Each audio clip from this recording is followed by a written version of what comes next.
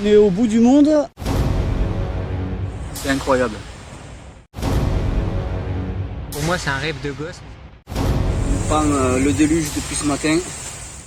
Ah, donc la godasse, ça t'emmène à l'hôpital. Il faut manger. 2 ans et demi de préparation. Et ça y est, on y est. Bienvenue dans l'archipel de Las Perlas, sur l'île de Mogo Mogo. Je me trouve actuellement au sud du Panama. C'est dans ce décor de rêve, mais inhospitalier et hostile, que 5 aventuriers vont vivre l'expérience de leur vie. Qu'ils soient informaticiens, patrons d'un escape game, charpentiers, professionnels de la survie ou encadrants sociopédagogiques, ils viennent se mesurer à la nature et surtout à eux-mêmes. Avec un matériel réduit, ils vont devoir survivre ensemble pendant 24 jours en totale autonomie. Bienvenue dans Highlanders, ceci n'est pas de la télé, c'est de l'internet.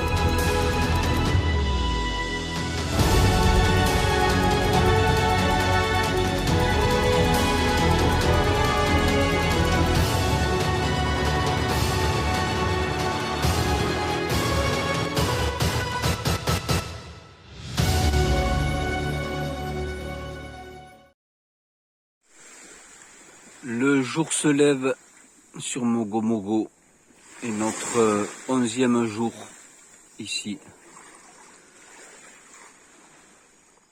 A few moments later.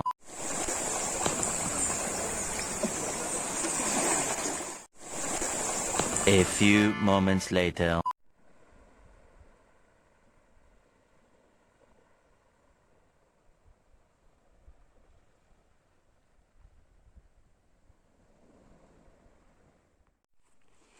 Je viens de vérifier la NAS. Bon, ben il n'y a rien. Je pense qu'on devrait, il faudrait y mettre des appâts frais. On y met des appâts, le reste des poissons cuits, des crabes. Et c'est peut-être pas vraiment ce qu'il faut pour attirer le poisson. On va essayer de changer de stratégie. Là, en ce moment, il y a de grandes marées. Donc ça monte très très haut et ça redescend très très bas. C'est super joli. Par contre la nuit c'est impressionnant le bruit des vagues. Hier j'ai fait une petite douche. Donc j'ai récupéré un petit bidon en super bon état avec un robinet qui fonctionne très bien. Je l'ai accroché avec des... j'ai fait un petit système avec de la liane. Un petit plancher en bambou pour pas avoir les pieds pleins de sable. Puis surtout éviter les bébêtes comme les scorpions. On en a encore retrouvé 2 aujourd'hui, un ce matin et un il y a une demi-heure. J'ai fait un petit brise-vue avec des feuilles de bananier. Voilà, histoire d'avoir un petit peu d'intimité.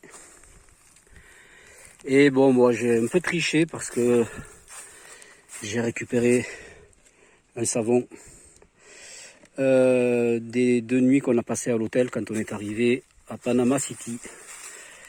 Ouais, c'est un peu triché parce que c'était prévu qu'on n'en prenne pas, mais il faut savoir que l'hygiène c'est quand même le premier rempart contre les infections quand on a des petites plaies, même bénignes. Donc moi je me savonne un petit peu, pas tous les jours, j'essaie de jouer le jeu au maximum, mais tous les 2-3 jours je prends une douche avec du savon. Voilà donc notre petite salle de bain. parce que là c'est le 11e jour.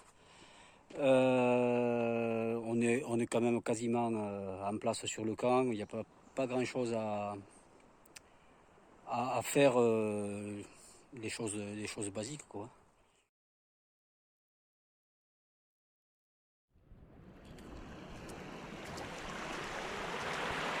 Bouteille.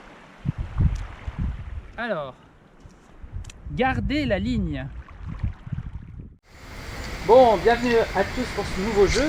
Alors, aujourd'hui, je vais commencer par la récompense. Ce seront des rations de nourriture. Alors, aligot aveyronais, tartiflette savoyarde et donc pâtes aux 3 fromages. De quoi vous redonner beaucoup d'énergie pour la deuxième partie de l'aventure. Et c'est quoi alors? C'est quoi le challenge? Alors, le but du jeu aujourd'hui, ça va être de partir de l'arbre qui est là-bas, sur la slackline, et d'essayer d'avancer le plus loin possible. Lorsque vous tombez, vous mettez votre couteau à 1 mètre de la ligne pour matérialiser l'endroit où vous êtes arrivé. Chaque personne a droit à 5 essais.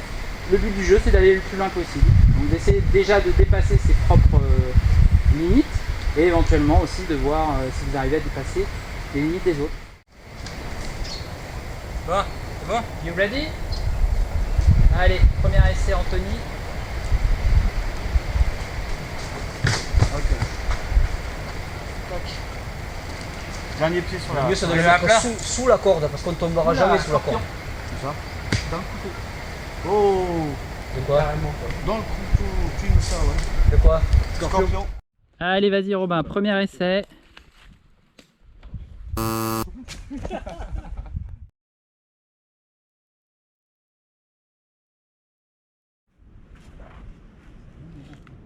Ouais.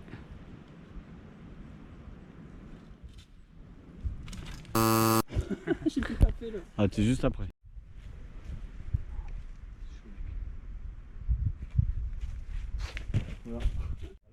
Juste Oula. entre les deux, presque. Là Ici. Non, c'est Non, devant. Après les mocassins de Dylan, Ah ouais, c'est vrai que les c'est crocs pas terrible. d'Alex. Ah, toi aussi tu t'es. ouais. Bien. Il a mis du pas super loin. Ouais, il y a eu les 3 petits pas là qui ont bien aidé. Allez, tu plantes? Là Ouais. Ouais. Magnifique. Deuxième essai Anto. Non, allez, faut que je mette mon corps. Non. Enfin, plus tendu, c'est pour les. Olé, gaffe à toi. Ah si, tu peux tomber. Plutôt, normalement. Elle a vrillé. Ah ouais? Je vais voler, tu veux dire? Elle a vrillé, c'est surtout ça, elle est chercher. Ok. J'ai gagné 10 cm. C'est passé devant moi. Je vais me casser la figure avant même de.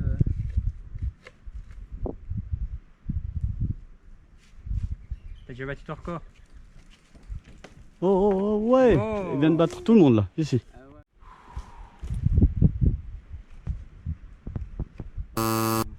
Ah, dommage. Oh, c'est beau, c'est tellement beau. Ça y va là. Magnifique. Allez, viens mettre ton couteau. Bravo. Ouais. Magnifique. Ah, dommage. Ok.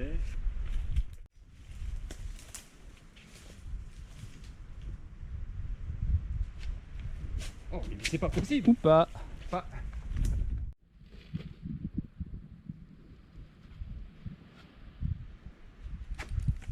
J'ai bougé.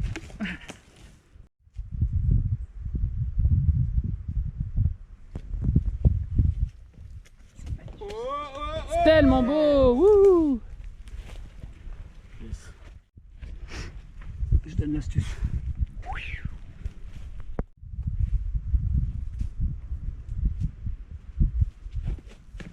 Ah, dommage.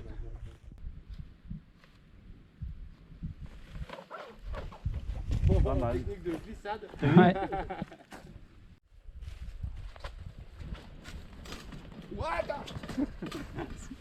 T'as battu hein? C'est bien. Je vais lire un peu. Ouais. Tu me rattrapes? Quand on est parti faire du harpon.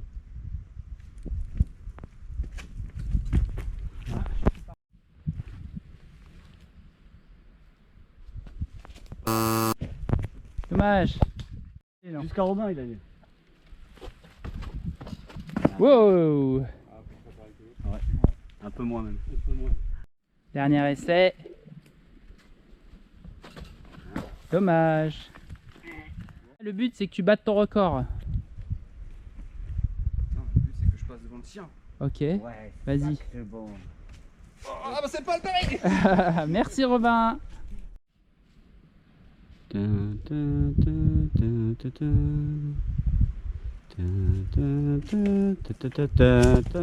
vrille. T'as battu ton record quand même. Dommage. Allez vas-y, tout va se jouer sur cette dernière traversée. Oula, ça va? Ouh. Non, c'est pour ça que j'ai attrapé la corde. Ouais. Alors, les On va y résultats. arriver là au moins. J'étais parti. Ah ouais. Le regard loin, ça c'est bon ça. Donc on a Robin, suivi d'Anthony, suivi de Cédric, suivi d'Alex et bien loin devant, Mais très loin devant. le poteau Cyril. On est monté sur les hauteurs de l'île, ici où il y a une petite plantation de bananiers, et on va redescendre de l'autre côté avec les copains à la recherche de la plage des Mogos de 2004, la plage sur laquelle ont débarqué l'équipe de Raphaël, de Romuald et des autres gars lors de leur Koh-Lanta en 2004. Donc voilà, vu qu'on est sur cette île là et puis vu qu'on aime bien faire des petits clins d'œil à ce programme qu'on adore, et ben là on fait le petit tour. Donc il y a pas mal de marches à faire.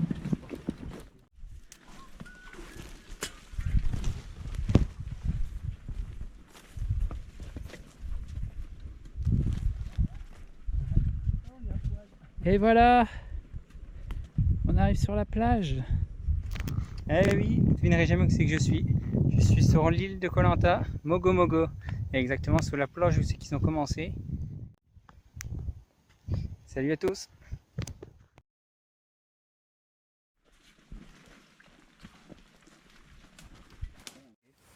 Alors Alex, qu'est-ce qui t'est arrivé? Ben j'ai voulu couper une coco. C'est déjà un premier truc sur ça là. Pour nettoyer. J'ai affûté la machette juste avant, j'ai pris juste le bout. Zouf. Aïe aïe aïe. Ça va?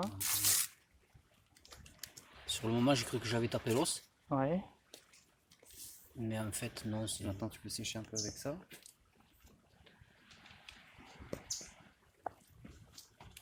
Bon, il y a une belle petite coupure, mais rien de grave.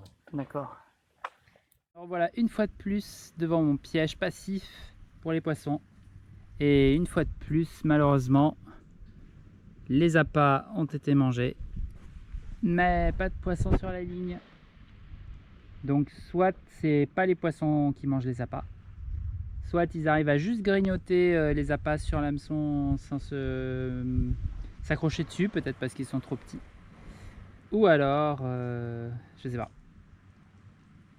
Je vais peut-être réessayer encore une fois ou deux, mais si je vois que ça prend pas, comme c'est quand même assez loin du camp, soit je déplacerai le piège ailleurs, soit j'essaierai une autre technique.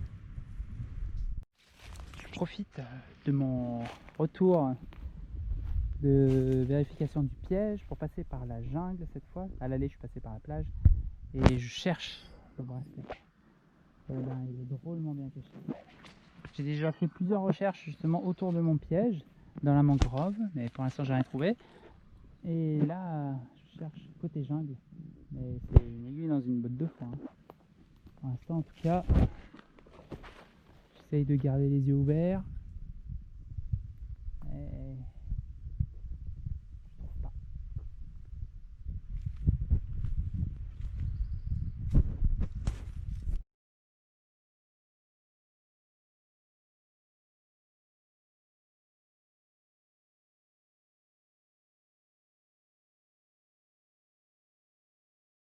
Et voilà Nathan. Nathan, je t'avais promis de faire un bâton. Le voici sur le bâton. Je grave les jours. Jour 5, 10, 11e jour. Et à l'arrière, Nathan, Ron, Nola, Sandra, et voilà.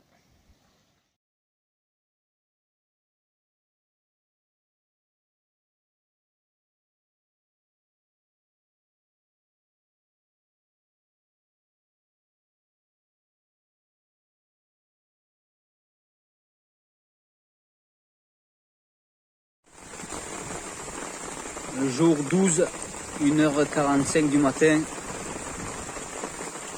un orage assez violent est en train de s'abattre sur le campement. Et là on fait tout pour protéger le feu. Tout est trempé évidemment. Le vent pousse l'eau même sous la petite bâche qui protège le feu. On a chargé, mais la flamme diminue petit à petit. Donc espérons que ça se calme un petit peu pour qu'on puisse raviver le feu et ne pas le perdre. On a veillé toute la nuit. Évidemment on n'a pas trop dormi. Mais l'important c'est qu'on ait pu garder le feu. 12e jour sur l'île, ça y est, on atteint la moitié du temps passé ici sur Mogo. Alors à partir d'aujourd'hui et pour 3 jours, je prends la responsabilité de la gestion du feu de camp.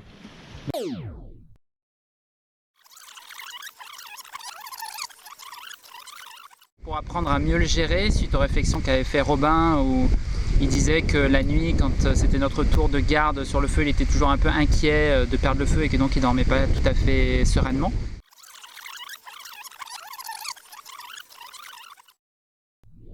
Donc ce matin j'ai commencé par aller chercher des bois un peu gros et un peu moyens sur la plage qui avaient été ramenés par la marée. Je les ai mis de côté pour qu'ils commencent à sécher. Et là, avec Anto, on va commencer à faire une table à feu sur notre camp principal. Donc on va commencer par prendre des bois plats et les mettre de côté, mettre les braises dessus et redémarrer un nouveau feu sur le côté. Et ensuite on va dégager l'espace, mettre des gros rondins en carré, remplir avec de la terre ou du sable et puis redéplacer le feu par-dessus. Ça te va comme plan? C'est ça. Allez, c'est parti. Sur le conseil d'Alex, nous avons rajouté un système de ventilation sous la table à feu. 4 tuyaux récupérés sur la plage partent des 4 coins de la table pour se retrouver au centre du foyer. L'air est ainsi véhiculé de l'extérieur de la table vers le centre du foyer pour permettre une meilleure combustion, transformant ainsi notre table à feu en un foyer d'Akota. Je suis en train de longer cette petite falaise à la recherche d'éventuels fruits. Il y a plein d'arbres en hauteur et parfois, enfin jusqu'à présent, quasiment tous les fruits qu'on a trouvés, c'était en faisant comme ça, en longeant le bord de la falaise et de temps en temps on a d'agréables surprises. Ben voilà, ça paye. Alors je sais pas du tout ce que c'est. Je vais en prendre quelques-uns et les amener à Robin qui connaît un petit peu mieux que moi les fruits comestibles de la région et en particulier de cette île.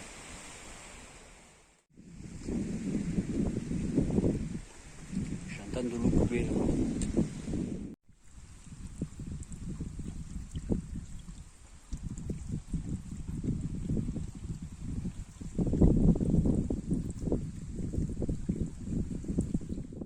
Ça c'est de l'eau douce, c'est sûr.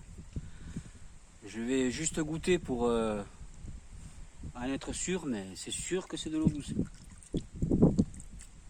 Voilà, j'ai juste trempé le bout de la langue. C'est bien de l'eau douce.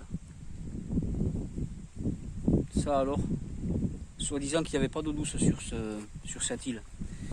Ça fait des jours et des jours qu'on récupère de l'eau de pluie. Bon, ça va bien aussi. Hein. Mais là, il y a de l'eau douce. C'est génial.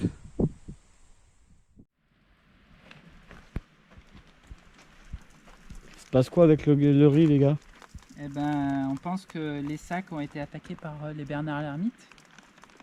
Et du coup, c'était plus bien étanche. Et avec l'humidité, fatalement, le riz a commencé à moisir. Donc on est en train d'essayer de constater l'étendue des dégâts dans la réserve. Et ensuite, on va essayer de faire sécher le riz bien comme il faut pour pas qu'il soit humide. Et essayer de le mettre dans un endroit, hop là, dans un endroit le plus étanche. Il y en a un possible. autre encore. Il y en a un autre. Ouais, il y en a un deuxième là derrière. Moi j'en vois encore Et là un. encore. Au sommet presque. En fait, vous avez remis les cendres sur le foyer d'à côté. Ouais. Et donc ouais, on essaie de trier et d'enlever ce qui est déjà moisi pour garder que ce qui est sain et voir ce qui nous reste de façon à pouvoir rationner le riz de façon intelligente, quoi. Ok.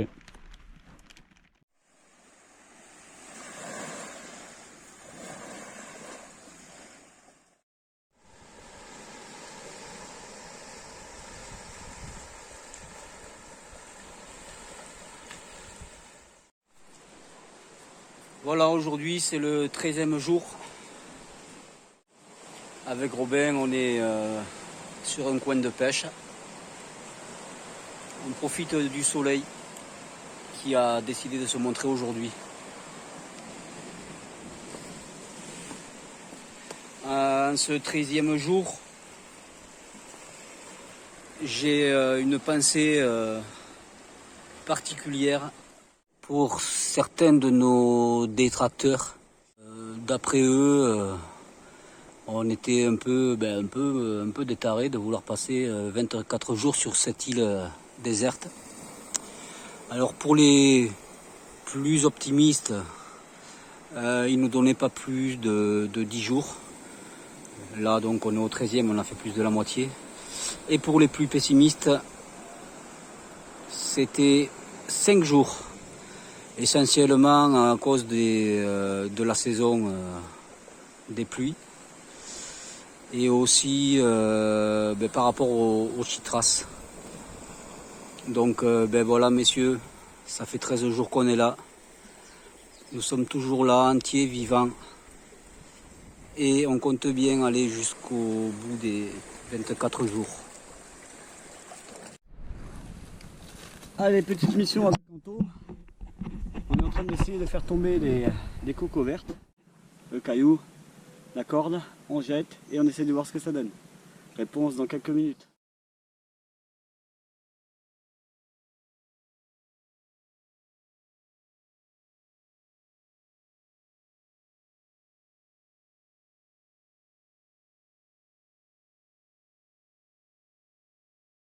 Ce matin, comme hier, j'ai passé pas mal de temps à essayer de m'occuper du feu pour apprendre à mieux le gérer suite aux réflexions qu'avait fait Robin où il disait que la nuit, quand c'était notre tour de garde sur le feu, il était toujours un peu inquiet de perdre le feu et que donc il dormait pas tout à fait sereinement.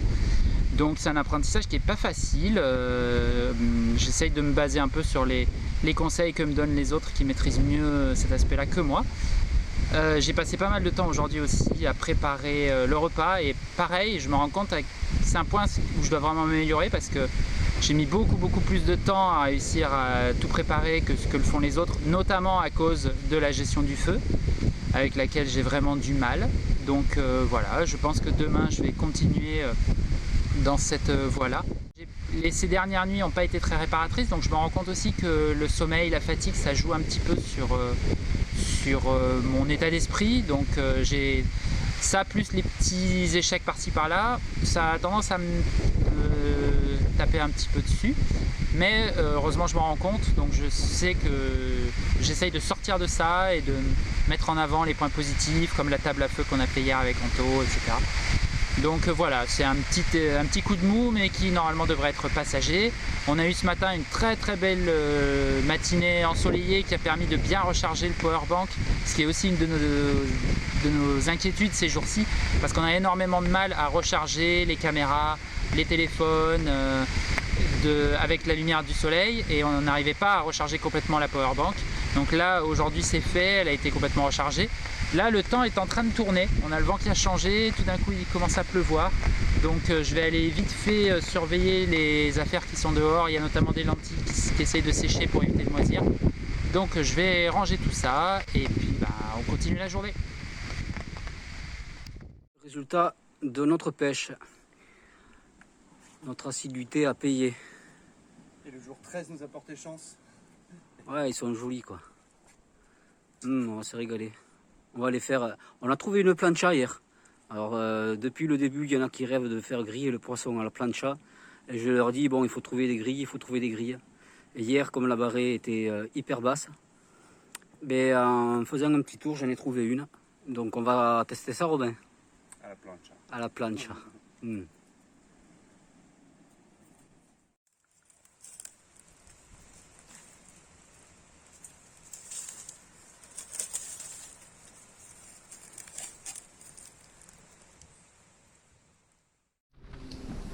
Alors quand on veut, on peut, c'est ce que je disais tout à l'heure. Et voilà le résultat. Donc là on en a chopé 5. 6 parce qu'il y en avait une aussi qui était tombée mais qui était un peu moins verte, même si celles-là ne sont pas tout à fait vertes. Là pour l'instant on a bloqué le caillou. On reviendra cet après-midi parce qu'on a vraiment dépensé beaucoup d'énergie. D'accord avec moi? Donc celles-là on va les ouvrir et on va se faire un plaisir de les boire. Alors d'abord je coupe ça. Et là, hop, on est parti. Fais gaffe à tes mains. Ouais. Je te sens bien speed là. Bah, tout à l'heure mon copain.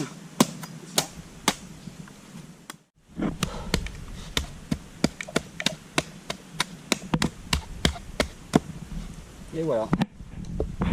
Donc là, on prend un couteau. Je peux te... Merci. On vient de percer ça.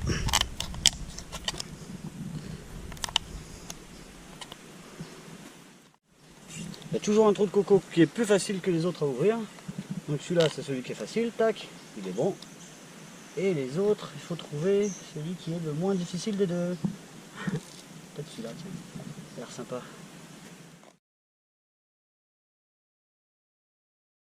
Hop, on est presque tous là, ouais on est tous là. Regarde, coucou, coucou la caméra. Bon, bienvenue pour la veillée. Salut. Comme d'habitude, on va essayer de reparler un peu des points marquants de ces derniers jours.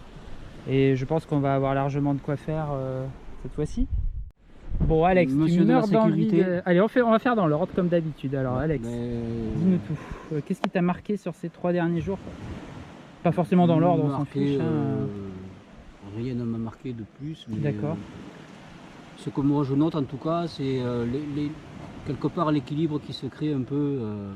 Chacun trouve ses petites activités personnelles en dehors du camp. Ouais. Ce qui pour moi veut dire que chacun a trouvé ses repères un petit peu plus ou moins. Ça permet de s'évader un peu de la vie en communauté. Et voilà quoi, c'est une bonne chose. Après, pour moi tout se passe bien. Si, t'as oublié de dire un truc. Qu'est-ce que vous avez fait aujourd'hui? Un truc de fou. Vous avez pêché, non? Qu'est-ce qu'on a fait aujourd'hui? Ah ouais, avec Robert, oui. on a... Mais vous n'avez pas Ça fait fait, n'importe quelle je pêche? sais pas, peut-être 5 ou 6 fois qu'on y va, la pêche à la ligne, enfin dans la ligne à la main, juste avec le crin à la main. Ouais. Et donc on a fait une belle pêche, deux jolis poissons qui nous ont permis de prendre confiance. On a trouvé les appâts qui conviennent et Le bon endroit aussi. le bon spot aussi, on a changé d'endroit. Et donc voilà, on va y retourner. Chouette. Tu vas ajouter autre chose? Bah, Pour l'instant ça va? ouais, ça va. Ok, à mon tour. Moi aussi, il y a plusieurs choses qui m'ont marqué sur ces 3 derniers jours. Alors ce ne sera pas forcément dans l'ordre, mais pour moi la chose la plus marquante ça a été le petit souci qu'on a eu au niveau de la pêche. Donc on s'est rendu compte qu'au niveau sécurité, quand on faisait de la pêche au harpon, on n'était pas opérationnel. Ça a généré pas mal de tensions sur le camp. Qui je pense vont petit à petit s'évacuer, mais je pense qu'il faut encore qu'on réfléchisse et qu'on discute, qu'on arrive à faire sortir un peu tout ça. En gros, le vrai problème c'est que quand quelqu'un part à la pêche dans l'eau avec le harpon, il faut que son backup soit avec lui dans l'eau, pas loin, prêt à le secourir si jamais il y a besoin. Donc ça, c'est une des premières choses qui m'ont marqué. Une autre chose qui m'a marqué, donc j'avoue que j'ai eu un petit coup de blues là ces 2-3 derniers jours. C'est sorti suite à l'incident de la pêche, même si ça n'a pas vraiment rien à voir. Enfin, ça n'a pas vraiment grand chose à voir. Mais en gros, je me suis rendu compte que j'étais pas aussi performant que ce que je le pensais sur le camp, sur certaines activités. Principalement, on va dire, gérer le foyer, le feu, que ce soit pour garder du feu ou pour faire la bouffe. Ça m'a permis une prise de conscience et on a pas mal discuté avec Robin. Il m'a montré des techniques et puis il me suit quand même à distance pour que je puisse faire moi-même mon expérience, éventuellement mes erreurs, etc. Mais il me chapeaute un peu aussi pour voilà, que j'essaye de m'améliorer, c'est mon but. Comme je lui disais, mon but c'est pas d'être parfait au niveau de l'aventure ici, ni d'être même au niveau d'un Alex ou d'un Robin qui ont beaucoup plus d'expérience que moi. Moi je suis quand même un citadin, j'ai fait 3 pauvres stages de survie et encore c'était des petits stages, quoi. C'était pas vraiment des trucs aussi intenses que ce qu'on fait là. Mon but moi c'est surtout d'être utile sur le camp à un niveau suffisant pour que les gens puissent simplement se reposer sur moi, que quand je fais une tâche, ils ne s'inquiètent pas. Voilà, j'ai pas besoin d'exceller ou d'être optimal, mais voilà, c'est un peu mon but. Donc ça fait partie aussi des choses qui m'ont marqué. Il y a une chose aussi sur laquelle je voulais revenir, mais on en parlera peut-être après, toujours au niveau de la sécurité. C'était sur... alors ça concerne Alex parce qu'on en parlait, tu sais, tu étais parti pêcher une fois tout seul au harpon. Et Robin et toi, vous disiez, tu prends tes responsabilités. Vu que tu es tout seul, tu as fait le choix d'y aller tout seul. Et si tu as un accident, tu t'en prends qu'à toi-même. J'aimerais juste... Alors, je vais vous faire part de mon sentiment à moi. Vous me direz s'il est justifié ou pas. Mais moi, j'ai l'impression que c'est pas juste ta propre responsabilité. Parce que tu vois, moi, en tant que organisateur du projet, je me dis, si demain, tu te noies à la pêche, par exemple, et que on rentre en France... on pourrait très bien me dire, écoutez gars, vous êtes responsable du projet, vous avez laissé partir un mec tout seul, donc certes, il dit qu'il prend sa responsabilité, mais vous avez votre part de responsabilité aussi. Et je me demandais aussi à quel point Robin, en tant que responsable, entre guillemets, ou en tout cas garant de notre sécurité au global, au niveau de la survie, etc., est-ce que lui aussi peut pas être mis en cause et de dire, écoutez monsieur, vous êtes le professionnel qui encadrait un groupe de débutants, alors plus ou moins débutants, parce qu'Alex a quand même beaucoup plus d'expérience que nous. Mais voilà, est-ce que sa responsabilité à lui peut pas être également mise en cause? Voilà, c'est la réflexion que j'avais, en tout cas moi de mon côté. Si vous voulez rebondir dessus, peut-être toi Alex et puis après Robin, me dire ce que tu en penses, quoi. Qu'est-ce que tu penses de ça? Est-ce que... Alors je dis ça, c'est l'exemple de la pêche, mais pareil pour une balade en forêt où tu vas très très loin pendant une heure. Où c'est qu'en fait on peut être en danger partout, tout le temps, tout seul, et du coup, se faire piquer par un scorpion ou autre. Ouais. T'es pas là à côté, est-ce que ça veut dire que tu es responsable? Ça c'est autre chose. Moi je pense à ma responsabilité vraiment globale, tu vois, en tant que responsable du projet. Je réponds par rapport à ça, c'est pas parce que tu vas pêcher tout seul que tu vas être responsable si la personne a un problème. On est tous majeurs, je pense. Ouais. Donc je vois pas trop le problème. Après nous on s'est fixé on s'est fixé l'obligation de partir à 2. Mais pour la pêche? Ça c'est venu après. Pour la pêche, ouais. Et pour les randos tout seul en forêt, est-ce que tu penses que ça pourrait être aussi approprié de dire on part quand même au moins à 2, que imagine, voilà, comme tu dis, tu te fais piquer par un serpent ou un scorpion. Dans la mesure où sur l'instant T, Cyril, Robin, Anthony, toi tu as envie de faire quelque chose, X ou Y, et que les autres n'ont pas envie, tu peux pas les obliger de venir avec toi, et toi tu peux pas obliger l'autre de ne pas le faire. D'accord. Donc voilà, il faut trouver, il faut rester quand même. On est là pour vivre notre aventure. Je le répète, on est tous grands. On est capable d'appréhender les dangers, ce qu'il faut faire ou ce qu'il ne faut pas faire, les limites qu'il ne faut pas dépasser. Du moment que ça reste dans la limite du raisonnable, je ne vois pas trop pourquoi il faudrait obligatoirement tout le temps être 2 main dans la main. Tout en restant évidemment raisonnable. Je pense qu'on l'est tous. Il n'y a personne qui a fait le fanfaron. Non, c'est sûr. Donc, c'est juste que là, on va sans doute rentrer dans la moitié, comme disait Robin, la plus difficile de l'aventure. Peut-être qu'on va être avec la fatigue moins vigilant, tu vois, peut-être qu'avec la pluie, les chytras, etc., on risque peut-être même involontairement de prendre plus de risques. Et c'est pour ça que j'avais cette réflexion en fait de me demander, est-ce que vous pensez qu'il faut... penser à ça, D'accord. Mais tu penses qu'a priori, pour l'instant, ce serait pas forcément justifié? Non. D'accord. Tu veux donner ton avis, Robin, peut-être? Tiens. Hop. Moi je suis du même avis en fait. Je pense qu'il y a des moments où c'est important de gérer la sécurité, et quand on va faire une session de pêche longue au harpon, on s'expose au courant, on s'expose aux requins, on s'expose aux raies, on s'expose à voilà, une crampe, un coup de fatigue, etc. Et donc c'est important en fait de mettre en place cette procédure, on l'a fait tous ensemble et c'est important de s'y tenir. Encore une fois, si jamais quelqu'un ne veut pas le faire, on ne peut pas l'obliger. Hein. Chacun peut prendre le harpon et partir avant le lever du soleil et aller pêcher tout seul. Mais je pense que ça c'est une bonne chose. Après, sur la question des balades, je ne pense pas qu'il y ait besoin que chacun d'entre nous soit accompagné 100% du temps parce que, comme on disait, en fait, aussi bien sur le camp, tu peux faire piquer par un scorpion. On a déjà été deux à avoir le cas. Et voilà, je veux dire, tu vas aller aux toilettes, il faut que quelqu'un vienne avec toi. Je veux dire, voilà. Donc après, tout est relatif. Si tu pars pour 4 heures et que tu te dis je vais aller explorer et chercher des arbres fruitiers et faire tout le tour de la grande partie de l'île, c'est sûr que c'est plus sympa de le faire à deux parce que tu augmentes un peu les risques. Voilà. Faut qu'on sache où t'es et que voilà, à telle heure tu dois être revenu et si t'es pas revenu qu'on puisse venir te chercher, etc. Et après en fait se dire il faut qu'on soit tout le temps deux sur chaque mission, ça me semble un peu, C'est un peu too much. overkill. D'accord, ok. Ouais. Ça va. Merci. Vas-y Cyril, prends le relais. Ouais. Peut-être que j'ai oublié des trucs, je reviendrai dessus si je les oublie plus tard. Tiens, je te tiens la cam. Allez, t'inquiète, si tu veux. Ouais, comme ça tu seras bien cadré. Bon alors, tout d'abord, moi j'ai trouvé un bracelet. Ah, c'est quand même la main dans la veste. C'est pour ça que j'avais la main dans la veste depuis tout à l'heure. D'accord. Donc déjà c'est cool. Ça fera un bon souvenir pour quand je serai en métropole et que je regarderai ce bracelet, je me dirai tiens c'est vrai, cette aventure était folle. En plus je vais rajouter sûrement un tatouage à un moment ou un autre. Donc voilà, malgré tout. Le bracelet ferait moins mal que le tatouage quand même. Personnellement je suis très content de l'avoir trouvé. C'est chouette. Tu veux expliquer où tu l'as trouvé peut-être? Oui tout à fait, ouais. En fait on a monté un hamac juste là avec Robin et j'avais posé mes cordes juste à côté en fait du collier. La première fois j'avais pas vu. Ouais. Et quand j'ai monté quand on a monté le hamac et que j'ai pris la première corde, qu'est-ce que je vois? Donc voilà, donc ça m'a fait plaisir, j'ai vu effectivement, ils peuvent se trouver un peu partout. J'avais vu aussi où se trouvait celui de Robin et effectivement c'était sur un lieu de passage très fréquenté d'habitude. Donc je me dis oui, effectivement ils sont assez logiques en fait. J'en ai vu un troisième mais je ne dirais pas où. Et il est très logique également. Voilà. Après, par rapport à la plongée fabuleuse, il y a eu une plongée de dingue avec un poisson qui s'est offert en fait. C'est gros poisson, big fish comme dit mon ami Robin. Je la raconte juste à la caméra quand même vite fait parce que celle-là elle me plaît. Ouais. C'est le fait de descendre, se mettre à genoux dans l'eau, voir deux poissons partir, tourner la tête avec le harpon et voir un poisson se mettre juste devant le harpon et faire pouf. Et le truc bouge plus, c'était juste magique. Voilà.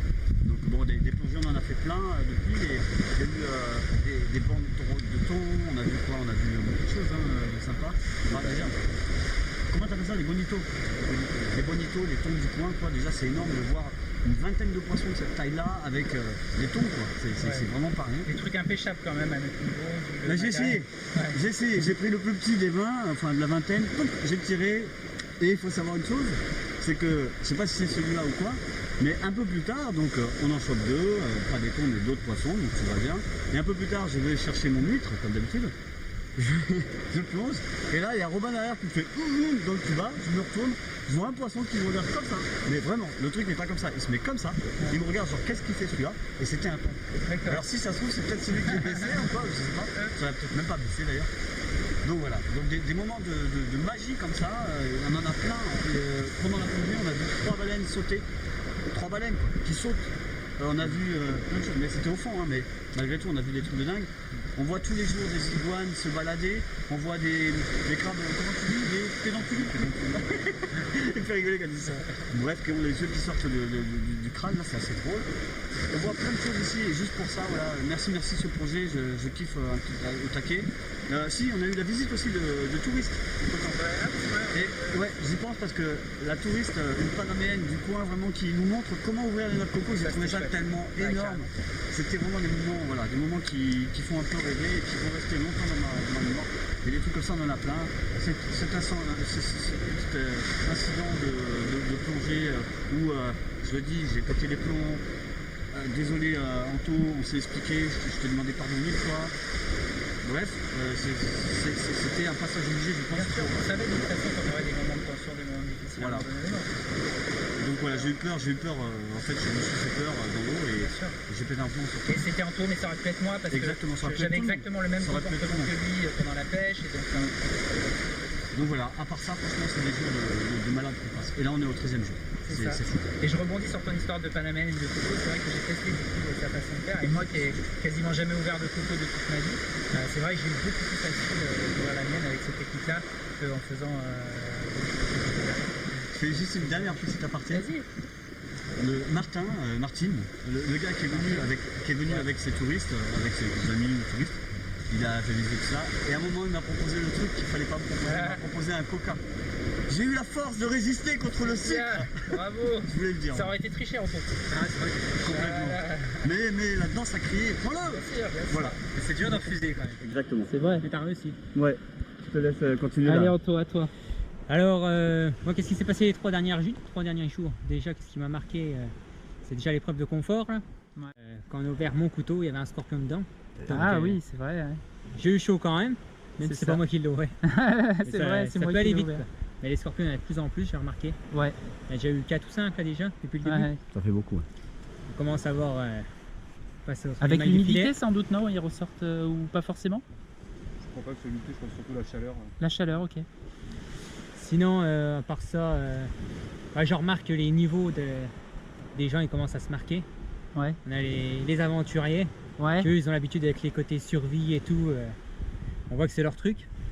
Puis nous, un peu les citadins qui n'ont C'est pas ça, l'habitude hein. de faire ça, on voit les différences de niveau, quoi.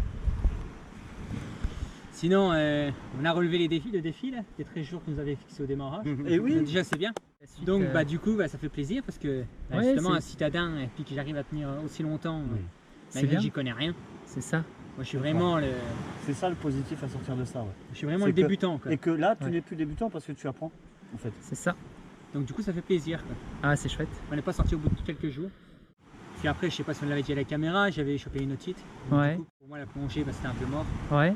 Et là, Mais ça je va pense mieux. que demain ça pourrait Ouais. être bon. Très bien. Mais moi je voulais juste dire qu'on a été quand même assez bénis sur cette série là de jours, donc on est au Ouais. 13e jour. Ça nous a porté chance à la pêche à la ligne d'ailleurs le 13. Ouais. Et puis d'une manière générale, voilà, que ce soit au profit en fait de toute cette capacité de pêche qu'on a autour de nous, ça a été quand même bien pour la nourriture et surtout en fait au niveau de la météo. Parce que voilà, au bout de 13 jours, on est à 2 jours et demi, 3 jours de pluie à peu près, quoi, un truc comme ça. Sachant que ça devait être à peu près 2 jours et demi de beau. Ce que tu appelles les jours de pluie, c'est des jours avec des très très grosses pluies parce que Ouais. des averses, on en a quand même eu régulièrement. Encore une tout à l'heure, mais ça a Non, rien mais ce à que je veux voir. dire, si tu cumules Ouais. toutes les pluies qu'on a eues, Ouais, on a quoi, 50, 60 heures de pluie quoi, d'accord. sur 13 jours. Ouais. Ce qui devait être à peu près le temps de soleil qu'on devait avoir. Quoi. D'accord. Voilà. Donc on a eu beaucoup de chance à ce niveau de la météo, que quelque part en fait la saison soit un peu décalée quoi. Mhm. Donc peut-être que le dur de la saison des pluies viendra un peu plus tard, comme c'est le cas dans beaucoup d'endroits dans le monde avec le changement climatique. En tout cas pour nous ça a été une bonne chose. Et maintenant on va voir ce que ça donne Pour la sur suite. la deuxième moitié. Ça va. Est-ce que quelqu'un veut encore parler d'une petite chose? Petite chose. Ouais. Juste aussi, il faudrait montrer les images de tout ce qu'on récupère sur la plage pour nous aider à la survie. C'est assez fou en fait, tous les bidons, tout le truc. Donc ça en fait, j'aimerais bien que tu le rajoutes en fond là pour montrer Ouais. vraiment les endroits où c'est Les matériels super pollué, poubelles, quoi. c'est dommage quoi. Mm. Voilà, juste ça. Voilà. Est-ce que quelqu'un veut rajouter quelque chose? Est-ce qu'à part Cyril, quelqu'un d'autre a trouvé un collier quelque part? Ah, un bracelet, pardon. J'en ai vu aussi. T'en as vu un aussi? Il n'y en a plus qu'un que j'ai pas vu encore. Il y en a plus. Ah, il y en a plus qu'un que t'as pas vu. D'accord, donc il y en a. Moi, Tu as vu celui que Cyril avait trouvé avant qu'il le trouve? Ouais. Et tu en as vu un autre aussi qui n'a pas été trouvé encore. C'est bien. Il restera à trouver, mais j'ai une idée de où ça pourrait être. D'accord, très bien. Eh ben, la suite au prochain épisode alors. Ciao. Ciao. Ciao. Ciao.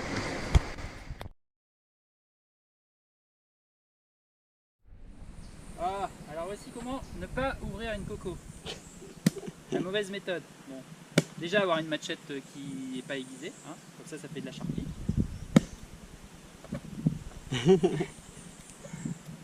Et là on constate bien que la machette ne rentre pas dans la coco. Regarde elle de mordre. Allez.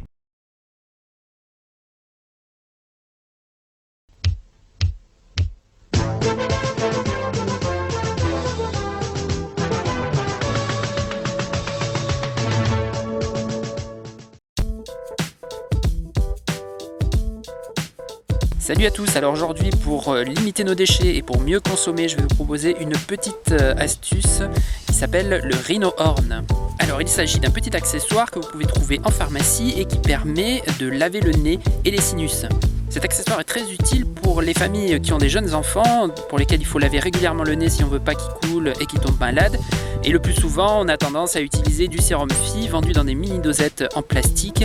Et on produit avec cela énormément de déchets en plastique, surtout quand il faut laver le nez de chaque enfant. Donc une dosette par narine, 2 à 3 fois par jour, tous les jours.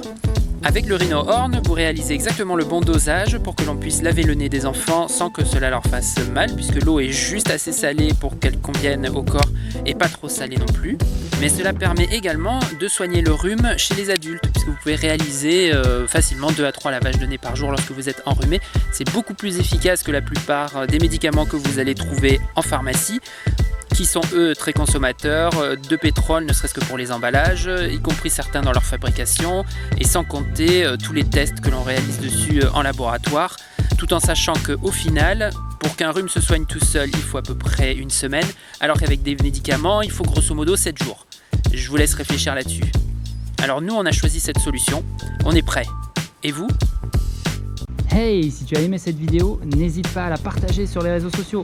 Mets un petit pouce en l'air aussi, ça fait toujours plaisir. Et puis si tu veux voir les autres vidéos de la chaîne, tu peux t'abonner en cliquant sur la petite cloche. Si tu as des questions ou des commentaires, n'hésite pas, ce sera l'occasion d'y répondre et de compiler tout ça plus tard dans une petite vidéo FAQ et réponse aux commentaires. A plus!